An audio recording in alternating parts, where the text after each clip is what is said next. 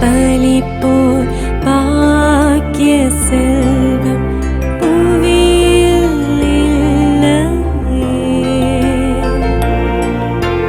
புவி நிரம்ப பொன் தந்தாலும் இப்பளிக்கு ஈடில்லையே.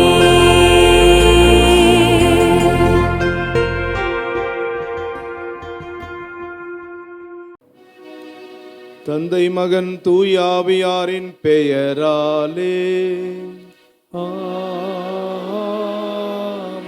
நம் ஆண்டவராகிய இயேசு கிறிஸ்துவின் அருளும் கடவுளின் அன்பும் தூய ஆவியாரின் நட்புறவும் உங்கள் அனைவரோடும் இருப்பதாக.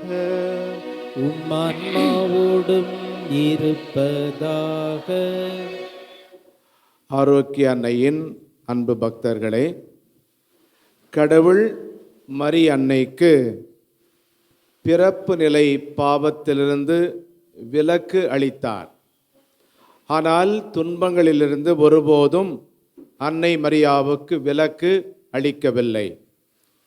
1000 துன்பங்களை சுமந்தவர் அன்னை மரியா என்று நாம் பாடுகிறோம். அன்னை மரியாளின் வாழ்க்கையிலே பலவிதமான துன்பப் புயல்கள், சோகப் புயல்கள் எழுந்த வண்ணம் இருந்தன. இறைவனின் தாயாக வேண்டும் என்கின்ற ஆபத்தான அழைப்பு ஒரு பெரிய பூகம்பமாக அவரது வாழ்க்கையிலே இருந்தது. கணவனின் துணையின்றியே கருதரிக்க வேண்டிய அந்த நிலையிலே கணவரால் சந்தேகப்படுகின்ற அளவுக்கு இருந்த அந்த புயல் வீசிக்கொண்டே இருந்தது. குழந்தையை பெற்றெடுக்க இடமில்லாமல் தவித்த அந்த நிலையும், குழந்தையை காப்பாற்ற அகதியாக எகிப்துக்கு ஓட வேண்டிய அந்த நிலையும், தன்னுடைய மகன் ஊராரின் ஏச்சுக்கும் பேச்சுக்கும் உள்ளாக வேண்டிய அந்த நிலையும், சிலுவை அடியிலே அன்னை மரியாள் நின்று கொண்டிருந்த நிலையும், அவருடைய வாழ்க்கையிலே வந்த பலவிதமான புயல்கள் அனைத்தையும் அன்னை மரியாள் இது இறைவனால் முடியும், இறைவன் இவற்றிலிருந்து இவற்றை தாங்க நமக்கு சக்தியை தருவார் என்று நம்பினார்கள். அன்புக்குரியவர்களே, ஆண்டவர் நம்மோடு இருக்கிறார். அச்சமுமில்லை, அதிர்ச்சியுமில்லை. ஆண்டவர் இயேசு நம் அடைக்கலப்பாறை. இந்த நம்பிக்கையோடு நாம் வாழ்வோம்.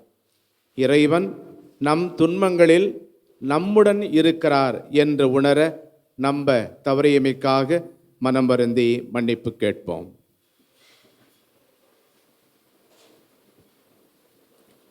எல்லாம் அல்ல இறைவனிடமும் சகோதர சகோதரிகளே உங்களிடமும் நான் பாவி என்று ஏற்றுக்கொள்ளுகிறேன்.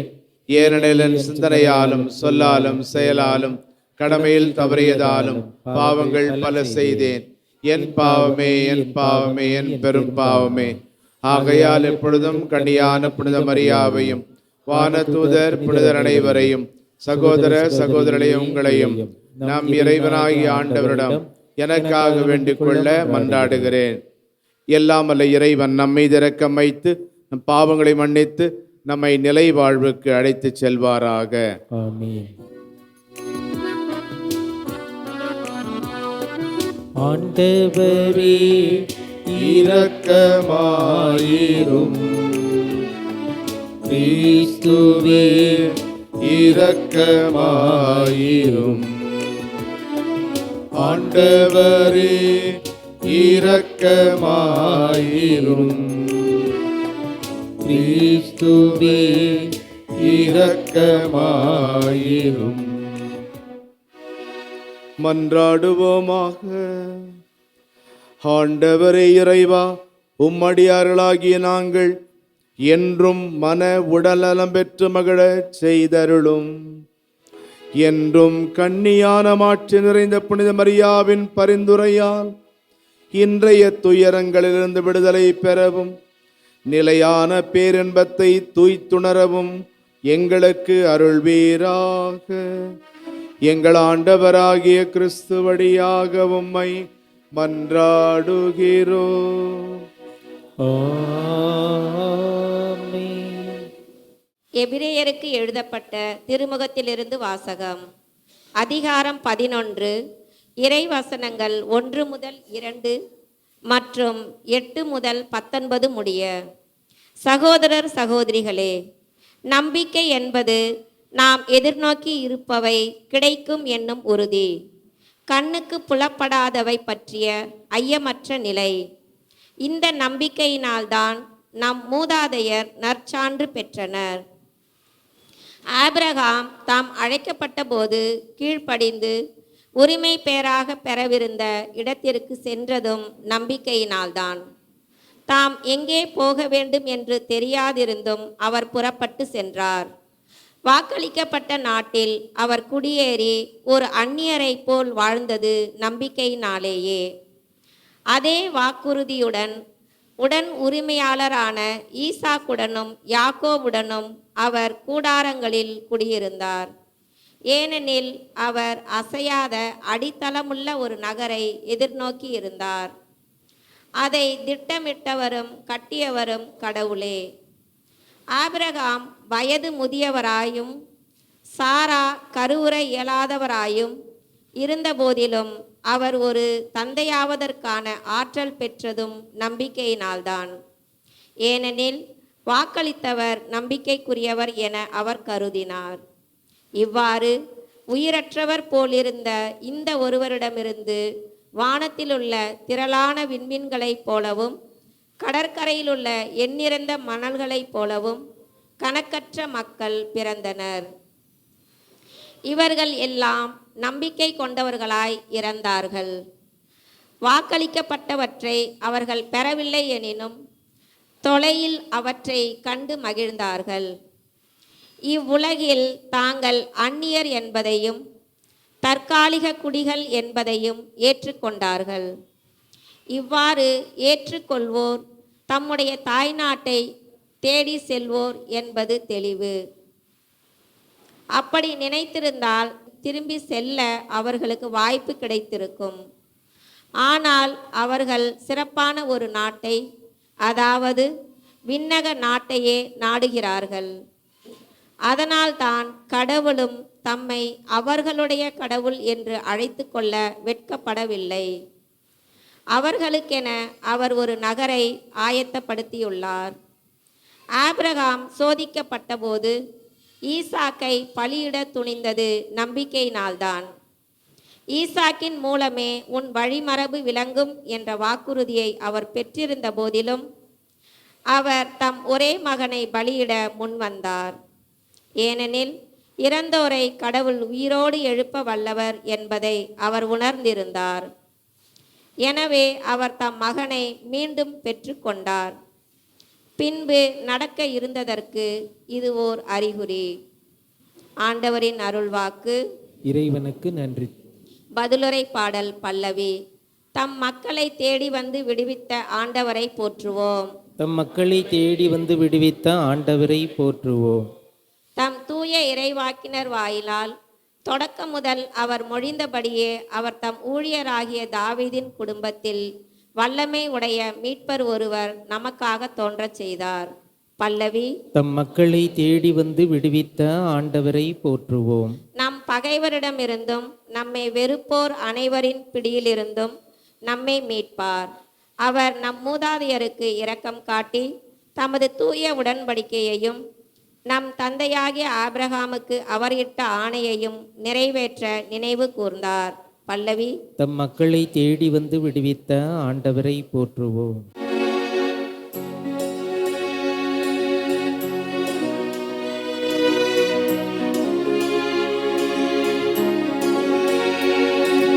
அல்லேலூயா அல்லேலூயா அல்லேலூயா அல்லேலூயா அல்லேலூயா அல்லேலூயா அல்லேலூயா அல்லேலூயா.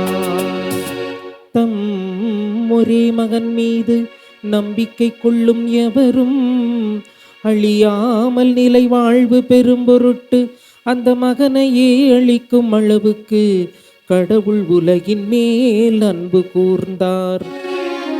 அல்லேலூயா அல்லேலூயா அல்லேலூயா அல்லேலூயா. ஆண்டவர் உங்களோடு இருப்பாராக. உம் ஆன்மாவோடும் இருப்பாராக. மார்க்கு எழுதிய நற்செய்தியிலிருந்து வாசகம். ஆண்டவரே மாற்றி உமக்கே. பிரிவு 4 வசனங்கள் 35 முதல் 41 வரை. அன்றொரு நாள் மாலை நேரம் இயேசு சீடர்களை நோக்கி, அக்கரைக்கு செல்வோம் வாருங்கள் என்றார். அவர்கள் மக்கள் கூட்டத்தை அனுப்பிவிட்டு படகில் இருந்தவாறே அவரை கூட்டிச் சென்றார்கள். வேறு படகுகளும் அவருடன் சென்றன. அப்பொழுது ஒரு பெரும் புயல் அடித்தது.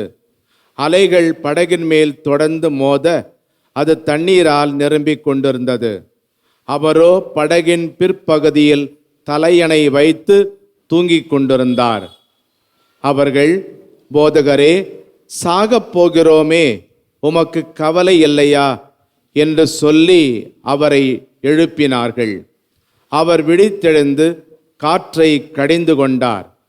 கடலை நோக்கி, இறையாதே, அமைதியாயிரு என்றார்.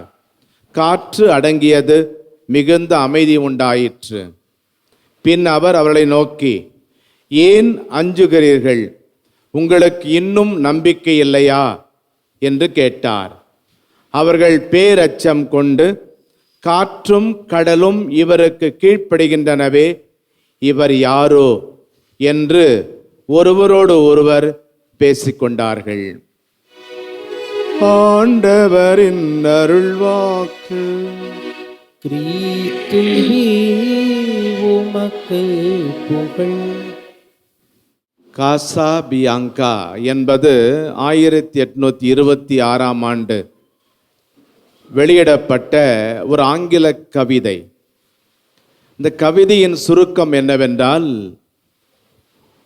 இது ஒரு சிறுவனை பற்றிய ஒரு கவிதை. பிரெஞ்சு கப்பலானது கடலில் பயணம் செய்து கொண்டிருந்தது. அப்பொழுது எதிர்பாராத விதமாக இந்த கப்பல் தீப்பிடித்து கொண்டது. உள்ளே இருந்த பயணிகள் உயிருக்காக அலறிக்கொண்டு உயிர் காக்கின்ற படகுகளை கொண்டு கரைக்கு செல்ல அவர்கள் விரைந்து சென்று கொண்டிருந்தார்கள். ஆனால் இந்த காசா பியாங்கா என்கின்ற சிறுவன் மட்டும் கப்பலின் மேல் தளத்திலே கவலையின்றி விளையாடி கொண்டிருந்தான். அவனை பார்த்தவர்கள் சொன்னார்கள், உனக்கு பயம் இல்லையா? இன்னும் சற்று நேரத்தில் கப்பல் முழுவதும் தீப்பிடித்து கொள்ளப் போகிறது. அவன் சொன்னான், இக்கப்பலை இயக்குபவர் என் அப்பா, எனக்கு எந்த ஆபத்தும் வராது.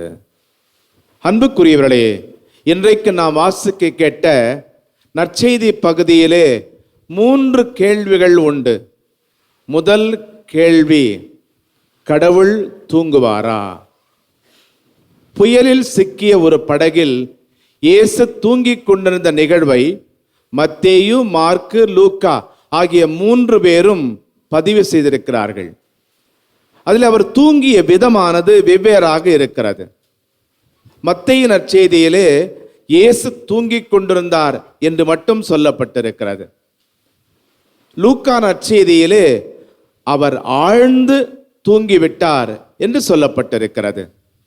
இன்று நாம் வாசிக்க கேட்ட மார்க்கு நற்செய்தியிலே அவரோ படகின் பிற்பகுதியில் தலையணை வைத்து கொண்டு தூங்கிக் கொண்டிருந்தார். புயலுக்கு நடுவிலும் ஒருவரால் தூங்க முடியுமா? மனசாட்சியோடு மல்யுத்தம் செய்யாமல் மன நிம்மதியோடு தூங்கச் செல்பவர்கள் நன்றாக தூங்க முடியும். நாள் முழுவதும் தன் சொல்லாலும் செயலாலும் மக்களுக்கு நல்லவற்றையே செய்து வந்த இயேசு மாலை நேரமானதும் உடல் அளவிலே களைத்து போகிறார். ஆனால் தன் தந்தையோடு ஒன்றித்திருந்த காரணத்தால் உள்ளத்தளவிலே அவர் மன நிறைவோடு இருந்தார். எனவே இந்த உடல் களைப்பு, உள்ள நிறைவு ஆகிய இந்த இரண்டும் இணைந்தால் ஒருவருக்கு ஆழ்ந்த தூக்கம் வருவது உறுதி. புயல் வீசிய இந்த வேளையிலே தூங்கிக் கொண்டிருந்த இயேசுவை சீடர்கள் எழுப்ப முயற்சிக்கிறார்கள். அவர்கள் இயேசுவை ஏன் எழுப்பினார்கள் என்பதற்கு சில விவிலிய விரிவுரையாளர்கள் விளக்கம் கூறுகிறார்கள். இந்த படகிலே பயணம் செய்தவர்களிலேயே கடலை பற்றியோ படகை பற்றியோ புயலில் படகை எவ்விதம் கட்டுப்படுத்துவது என்பதை பற்றியோ அதிகம் அறியாதவர் இயேசு மட்டும்தான். தன் சீடர்கள் படகை செலுத்துவதிலே திறமை பெற்றவர்கள் என்கின்ற நம்பிக்கை இயேசுவுக்கு இருந்த காரணத்தால் அவர் தூங்கிக் கொண்டிருந்தார். ஆனால் சீடர்களை பொறுத்த மட்டிலே இயேசு விழித்தெழுந்தால் தங்களுக்கு கூடுதல் துணிவு, தைரியம் கிடைக்கும் என்கின்ற நம்பிக்கை அவர்களிடையே உருவானது. எனவே சீடர்கள் இயேசுவை எழுப்ப முயற்சிக்கிறார்கள். உண்மையாகவே கடவுள் தூங்குவாரா? திருப்பாடல் 121 வசனம் 4 கூறுகிறது, இஸ்ரவேலை காக்கின்றவர் கண் அயர்வதுமில்லை, உறங்குவதுமில்லை. ஆக கடவுள் தூங்குவதில்லை. இரண்டாவது கேள்வி, கடவுளுக்கு மனிதர் மேல் கவலை உண்டா? சீடர்கள் இயேசுவை பார்த்து, போதகரே, சாகப் போகிறோமே, உமக்கு கவலை இல்லையா என்று கேட்கிறார்கள். உமக்கு கவலை இல்லையா என்று சீடர்கள் எழுப்பிய இந்த கேள்வி கடவுளுக்கு கண் இல்லையா, காதில்லையா, இரக்கமில்லையா என்கின்ற பாணியிலே இந்த உலகத்திலிருந்து ஒவ்வொரு நாளும் விண்ணை நோக்கி எழுகின்ற பல கேள்வி கணைகளை நமக்கு நினைவுபடுத்துகிறது. பிரச்சனைகள் வந்ததும் கடவுளை அவற்றோடு இணைப்பதும், பிரச்சனைகள் தீராமல் தொடருகிற போது கடவுளை குறை சொல்வதும் நாம் எளிதாக பின்பற்றுகின்ற வழிகள். ஆண்டவரே, உமக்கு கவலை இல்லையா என்று எத்தனை முறை நாம் கதறி இருப்போம். ஆண்டவரே, என் குடும்ப உறுப்பினர் மிகவும் நோய்வாய்ப்பட்டிருப்பதை பற்றி உமக்கு கவலை இல்லையா? ஆண்டவரே, என் வாழ்க்கையில் நான் முற்றிலும் தனிமையாக உணர்கிறேன் என்பதை பற்றி உமக்கு கவலை இல்லையா? ஆண்டவரே, என் திருமணம் தோல்வியுற்றதையும் என் குடும்பம் பிரிந்திருப்பதையும் பற்றி உமக்கு கவலை இல்லையா? ஆண்டவரே, நான் வேலையின்றி இருக்கிறேன், எதிர்காலம் இருண்டதாக இருக்கிறது என்பதை பற்றி உமக்கு கவலை இல்லையா? ஆண்டவரே, எனது வாழ்க்கை மிகவும் அர்த்தமற்றதாக, எந்த விதமான நோக்கம் இல்லாமல் இருப்பதை நினைத்து உமக்கு கவலை இல்லையா? ஆண்டவரே, நான் அனைவராலும் கைவிடப்பட்டதை நினைத்து உமக்கு கவலை இல்லையா? ஆண்டவரே, என் முயற்சிகளில் நான் தோல்வியும் மனச்சோர்வும் ஒவ்வொரு நாளும் சந்திப்பதை பற்றி உமக்கு கவலை இல்லையா? இவ்வாறு பல கேள்விகளை நாமும் ஒவ்வொரு நாளும் இறைவனை நோக்கி எழுப்பிக் கொண்டிருக்கிறோம். ஆனால் நற்செய்தி பகுதியை நாம் வாசிக்க வேண்டும். குறிப்பாக மார்க் நற்செய்தி 4ஆம் பிரிவு 35ஆம் வசனம். இந்த படகு பயணம் யாருடைய திட்டம் என்பதை நாம் தெரிந்து கொள்ள வேண்டும். அன்றொரு நாள் மாலை நேரம் இயேசு சீடர்களை நோக்கி, அக்கரைக்கு செல்வோம் வாருங்கள் என்றார். ஆக படகில் செல்ல வேண்டும் என்பது சீடர்களுடைய விருப்பம் அல்ல. படகில் பயணம் செய்யலாம் என்பது இயேசுனுடைய யோசனை. புயல்களை சந்தித்ததும் ஏதோ ஒரு விபத்தாக நாம் நினைக்கக்கூடாது. அதற்கு ஒரு நோக்கம் இருந்தது, ஒரு அர்த்தம் இருந்தது. சீடர்களை பொறுத்த மட்டிலே இந்த சூழல் ஒரு பயங்கரமான ஒரு சூழல், நெருக்கடியான ஒரு சூழல். இந்த பயமுறுத்துகிற அச்சுறுத்துகிற இந்த சூழலை இயேசு பயன்படுத்தி தம் மீது அவர்கள் நம்பிக்கை கொள்ள கற்பிக்கின்றார். கடவுளுக்கு நம்மேல் கவலை உண்டா என்கின்ற கேள்விக்கு புனித பேதுரு தனது முதல் திருமுகம் 5ஆம் பிரிவு 7ஆம் வசனத்தில் பதில் தருகிறார். உங்கள் கவலைகளை எல்லாம் அவரிடம் விட்டுவிடுங்கள், ஏனெனில் அவர் உங்கள் மேல் கவலை கொண்டுள்ளார். எனவே கடவுளுக்கு நம் ஒவ்வொருவர் மேலும் கவலை உண்டு. கடவுள் நம்மை பார்த்து கேட்கிற 3வது கேள்வி, ஏன் அஞ்சுகிறீர்கள்? உங்களுக்கு இன்னும் நம்பிக்கை இல்லையா? அன்புக்குரியவர்களே, இந்த நற்செய்தி எழுதப்பட்டது தொடக்க திருச்சபையினுடைய சூழலிலே இது மிக மிக முக்கியமான ஒன்றாக இருந்தது. தங்கள் நம்பிக்கையின் பொருட்டு துன்புற்ற தொடக்க திருச்சபை இயேசுவை பார்த்து கதறுவதனுடைய ஒரு எதிரொலியாகத்தான் இந்த புதுமை நமக்கு தரப்பட்டிருக்கிறது. எத்தகைய எதிர்ப்புகள் எழுந்தாலும் அலைகடல் நடுவே நிலையாக நிற்கும் பாறை திருச்சபை என்பதை இந்த நிகழ்ச்சி நமக்கு சுட்டி காட்டுகிறது. நமது வாழ்க்கையிலும் கடன் சுமை, வேலையில்லா திண்டாட்டம், சந்தேகம், கோபம், புரிந்து கொள்ளாமை போன்ற புயல்கள் எழலாம். இறைவன் நம்மை விட்டு விலகி இருப்பது போல நாம் உணரலாம். ஆனால் இயேசு நம்மை தனியே தபிக்க விட்டுவிட்டு, நடுக்கடலில் நம்மை தத்தளிக்க விட்டுவிட்டு சும்மா இருப்பதில்லை. திருப்பாடல் 107 வசனங்கள் 28 30 வரை வாசிக்கிறோம். தம் நெருக்கடியில் அவர்கள் ஆண்டவரை கூவி அழைத்தனர். அவர்களுக்கு குற்ற துன்பங்களிலிருந்து அவர் அவர்களை விடுவித்தார். புயல் காற்றை அவர் பூந்தென்றலாக மாற்றினார். கடல் அலைகளும் ஓய்ந்து விட்டன. அமைதி உண்டானதால் அவர்கள் மகிழ்ச்சி உற்றனர். அவர்கள் விரும்பிய துறைமுகத்திற்கு அவர் அவர்களை கொண்டு போய் சேர்த்தார். புயல் காற்றையும் பூந்தென்றலாக மாற்றும் இறைவனில் நம்பிக்கை கொள்வோம்.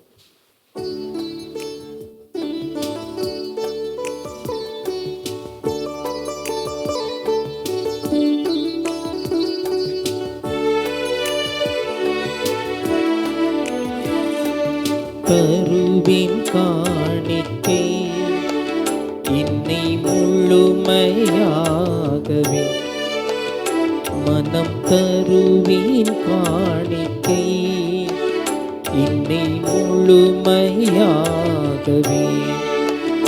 இங்கு மலராய் மலர்ந்து உன்னில் உயிராய் கலந்து வருவே, உன்னன்பில் இணைந்து தருவின் காணிக்கை என்னை முழுமையாகவே. சகோதரர்களே, சகோதரிகளே, என்னுடையது உங்களதுமான இந்த இப்பலி எல்லாமல்ல தந்தையாகிய இறைவனுக்கு ஏற்றதாகும்படி மன்றாடுங்கள். ஆண்டவர் தமது பெயரின் புகழ்ச்சிக்காகவும் ஆட்சிக்காகவும் நமது நன்மைக்காகவும் புனித திரவை அனைத்து நலனுக்காகவும் உமது கையிலிருந்து இப்பலியை ஏற்றுக்கொள்வாராக. ஆண்டவரையும் திருமகனுடைய தாயின் நினைவு கொண்டாட்டத்தில் மகிழும் நாங்கள் உமக்கு புகழ்ச்சி பலியை ஒப்புக் கொடுக்கின்றோம்.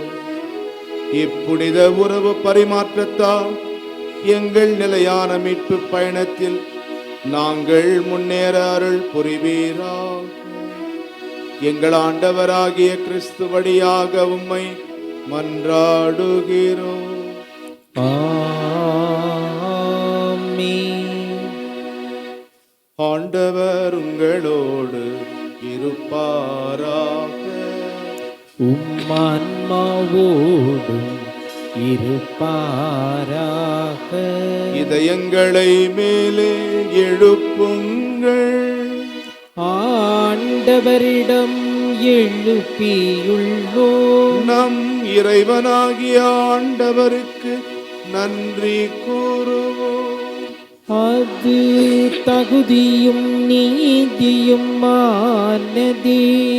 ஆண்டவரே, தூயவரான தந்தையே, என்றுமுள்ள எல்லாமல்ல இறைவா, எந்நாளும் எவ்விடத்திலும் நாங்கள் உமக்கு நன்றி செலுத்துவதும் எப்பொழுதும் கண்ணியான புனித ஆரோக்கிய அண்ணனுடைய வணக்க நாளில் நாங்கள் உம்மை போற்றி புகழ்ந்து மாட்சிப்படுத்துவதும் மெய்யாகவே தகுதியும் நீதியுமாகும். எங்கள் கடமையும் மீட்புக்குரிய செயலுமாகும். தூய ஆவி நிழலிட்டதால் அந்த அன்னையுடைய ஒரே திருமகனை கருத்தாங்கி தமது கன்னிமையின் மாட்சியில் நிலைத்து நின்று நிலையான ஒளியாகி எங்கள் ஆண்டவர் இயேசு கிறிஸ்துவை உலகுக்கு அளித்தார். அவர் வழியாக இவரது மாண்பை வான தூதர் புகழ்கின்றனர். தலைமை தாங்குவோருமை வழிபடுகின்றனர்.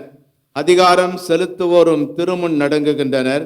வானங்களும் அவற்றில் உள்ள ஆற்றல்களும் சேராபின்களும் அக்களித்து கொண்டாடுகின்றனர். அவர்களோடு எங்கள் குரலையும் சேர்த்து கொள்ளுமாறு நாங்கள் உம்மை தாழ்மையோடு இறைஞ்சி புகழ்ந்து போற்றுவதாவது: தூயவர் தூயவர் தூயவர், வான்படிகளின் கடவுளாம் ஆண்டவர். விண்ணகமும் மண்ணகமும் மது மாட்சியால் நிறைந்துள்ளன. உன்னதங்களிலே ஓசன்னா. ஆண்டவர் பேரால் வருகிறவர் ஆசி பெற்றவர். உன்னதங்களிலே ஓசன்னா. ஆண்டவரே, நிர்மையாகவே தூயவர், தூய்மை அனைத்துக்கும் ஊற்று. ஆகவே உம்முடைய ஆவியை பொழிந்து இக்காணிக்கைகளை தூய்மைப்படுத்துமை வேண்டுகிறோம். இவ்வாறு எங்கள் ஆண்டவர் இயேசு கிறிஸ்துவின் உடலும் இரத்தமுமாக எங்களுக்கு இவை மாறுவனவாக. அவர் பாடுபட உளம் கனிந்து தம்மை கையளித்த போது அப்பத்தை எடுத்து நன்றி செலுத்தி அதை பிட்டு தம் சீடர்களுக்கு அளித்து இயேசு கூறியதாவது: அனைவரும் இதிலிருந்து பெற்று உண்ணுங்கள், ஏனெனில் இது உங்களுக்காக கையளிக்கப்படும் என் உடல்.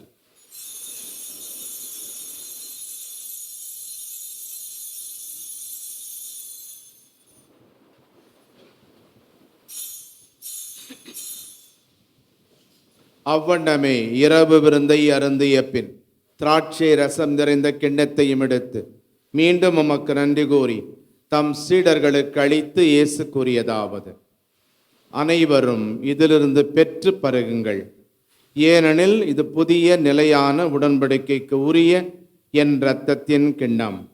இது பாவ மன்னிப்புக்கென்று உங்களுக்காகவும் பலருக்காகவும் சிந்தப்படும். இதை என் நினைவாக செய்யுங்கள்.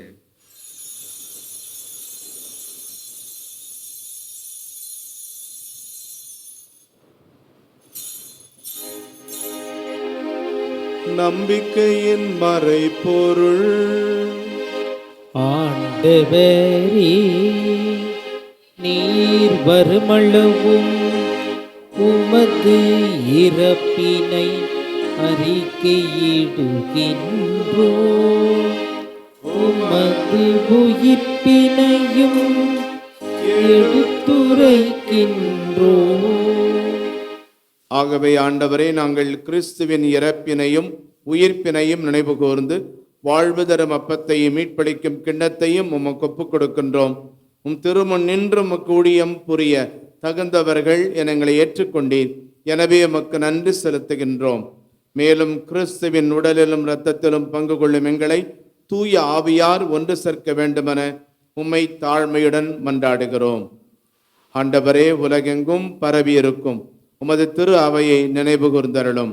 எங்கள் திருத்தந்தை பிரான்சிஸ், எங்கள் ஆயர் ஜார்ஜ், எல்லா திருநிலையினர், துறவரத்தார், பொது நிலையினர் ஆகிய அனைவரோடும் இந்த திருத்தலத்தை நாடி வந்திருக்கக்கூடிய அனைத்து அன்னையினுடைய பக்தர்களோடும் மற்றும் மாதா தொலைக்காட்சி வழியாக இந்த திருப்பலியிலே பங்கேற்கக்கூடிய அனைத்து மக்களையும் உமது அன்பிலே, உமது அமைதியிலே, மகிழ்ச்சியிலே என்றும் அவர்கள் நிறைவு பெற செய்தருளும். உயிர் தொடுமது நோக்குடன் துயில் கொள்ளும் எங்கள் சகோதரர் சகோதரிகளையும் இறந்தோர் அனைவரையும் இரக்கத்துடன் நினைவு கூர்ந்து உமது திருமுக ஒளியினுள் ஏற்றருளும். எங்கள் அனைவர் மீதும் இரக்கமாயிரும். கடவுளின் கன்னித்தாயான புனித மரியா, அவருடைய அன்பு கணவரான புனித யோசேப்பு, புனித திருத்தூதர்கள், இவ்வுலகிலும் உகந்தவராய் இருந்தோராகிய புனிதர் அனைவருடனும் நாங்கள் நிலை வாழ்வில் பங்கு கொள்ளும் தகுதி பெற்று உம் திருமகன் இயேசு கிறிஸ்து வழியாக உம்மை புகழ்ந்தேத்தும் வரமருள உம்மை மன்றாடுகிறோம். இவர் வழியாக இவரோடு இவரில் எல்லாம் வல்ல இறைவனாகிய தந்தையே, தூயாவியாரின் ஒன்றிப்பில் எல்லா புகழும் ஆட்சியும் என்றென்றும் உமக்கு உரியதே. ஆமென், ஆமென், ஆமென். கடவுள் நம் வாழ்வின் துன்பங்களில், பிரச்சனைகளில், போராட்டங்களில் நம் உடன் இருந்து அவற்றை மேற்கொள்ள நமக்கு தேவையான துணிவை, ஆற்றலை தருகிறார், தர வேண்டும் என்கின்ற நம்பிக்கையோடு மன்றாடுவோம்.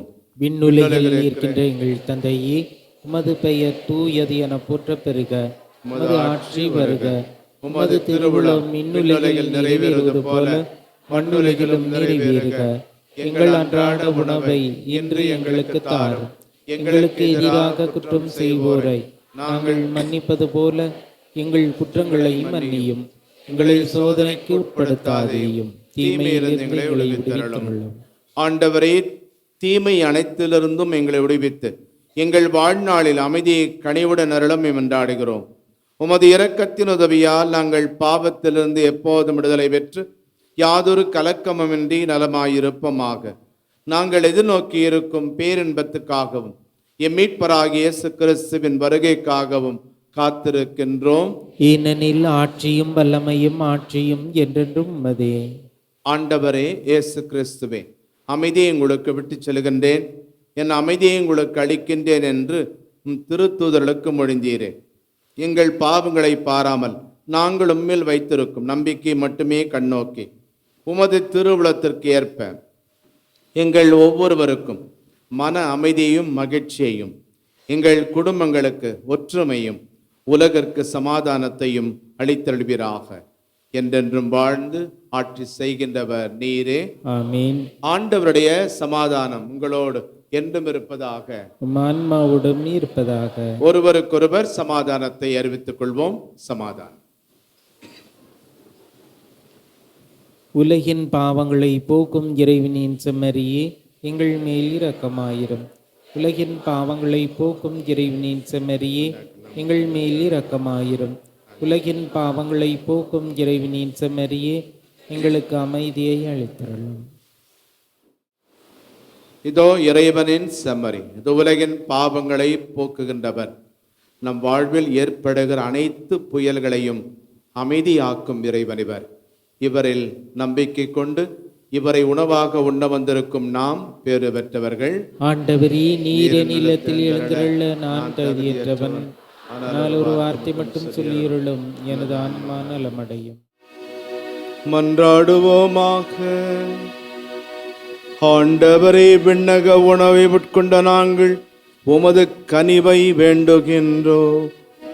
என்றும் கண்ணியான புனித ஆரோக்கிய அன்னையின் நினைவு கொண்டாட்டத்தில் மகிழ்வுறும் நாங்கள் அதே அன்னையை கண்டு பாவித்து எங்கள் மீட்பின் மறையுண்மையை பெற நாங்கள் தகுதி பெறுவோமாக. எங்கள் ஆண்டவராகிய கிறிஸ்து வழியாக உம்மை மன்றாடுகிறோம்.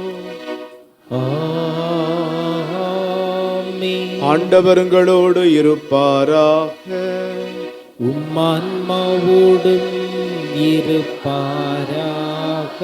எல்லாம் வல்ல இறைவன் தந்தை, மகன், தூயாவியார் உங்களுக்கு ஆசை வழங்குவாராக. ஆமென். கிறிஸ்துவின் அன்பில் சென்று வாழுங்கள். இறைவனுக்கு நன்றி.